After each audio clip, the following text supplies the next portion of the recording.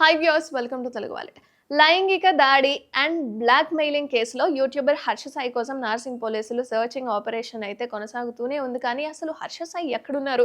ఇప్పటికే లుక్అవుట్ నోటీసులు జారీ చేసిన పోలీసులు జాడ కనుగొనేందుకు ప్రయత్నిస్తున్నారు. మొత్తానికి ఈ క్రమంలో యూట్యూబర్ హర్ష సాయి కేసులో ట్విస్ట్ల మీద ట్విస్ట్లు అయితే బయటకు వస్తున్నాయి. అవేంటంటే, తాజాగా బాధితురాలు సైబర్ క్రైమ్ పోలీసులకు మరో ఫిర్యాదు చేసింది. అదేంటంటే, ఇంతకీ యూట్యూబర్ హర్ష సాయి ఎక్కడున్నాడు? దేశంలోనే ఉన్నాడా, లేకపోతే గట్టు దాటాడా అన్నది అసలు హర్ష సాయి కేసులో పురోగతి ఏంటి అనేది ప్రస్తుతం చర్చనీయాంశంగా మారిపోయింది. అసలు ఎక్కడున్నాడు, ఎలా ఉన్నాడు, ఏం చేస్తున్నాడు అన్నది మాత్రం ఎవరికీ తెలియదు.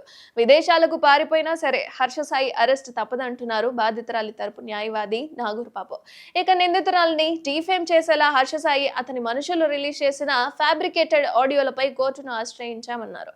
అన్ని ఫార్మాట్ల నుంచి వాటిని తొలగించాలని కోర్టు ఆదేశాలు జారీ చేసిందన్నారు. అయితే కోర్టు డైరెక్షన్ ప్రకారం సైబర్ క్రైమ్ సెక్షన్ల కింద పలువురుపై ఎఫ్ఐఆర్ కూడా నమోదైందన్నారు నాగూర్ బాబు. తన క్లయింట్లపై ఆర్థిక లావాదేవీల ఆరోపణలు హర్ష సాయి ప్లాన్ లో భాగమని న్యాయవాది నాగూర్ బాబు తెలిపారు. కేసులో నిందితుడిగా చేర్చకపోయినా సరే హర్ష సాయి తండ్రి బెయిల్ కోసం ప్రయత్నించాడన్నారు నాగూర్ బాబు.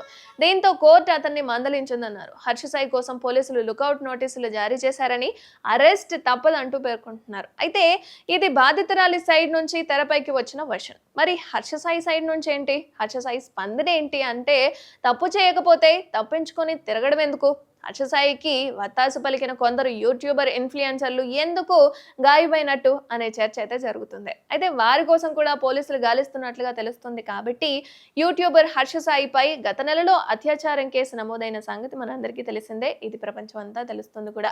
ఈవెన్ తనపై అత్యాచారం చేశారని నగ్న వీడియోలు, ఫోటోలు చూపించి బ్లాక్ మెయిల్ చేస్తున్నాడంటూ ఓ సినీ నటి నార్సింగ్ పోలీసులకైతే ఫిర్యాదు చేసింది. ఇది కూడా సంచలనంగా మారిన సంగతి తెలిసిందే. అప్పటి నుంచి అసలు హర్ష సాయి ఎక్కడున్నారు ఏంటి అంటే, అప్పటి నుంచి కనిపించడం లేదు. కాబట్టి ప్రస్తుతం మన ఆలోచనల ప్రకారం పరారీలోనే ఉన్నాడు అనుకుంటున్నారు. మరి ఎక్కడున్నాడు ఏంటి అన్నది మీకు తెలుసా? అసలు హర్ష సాయి నిజంగానే తప్పు చేశాడు అన్నది మీరు నమ్ముతున్నారా?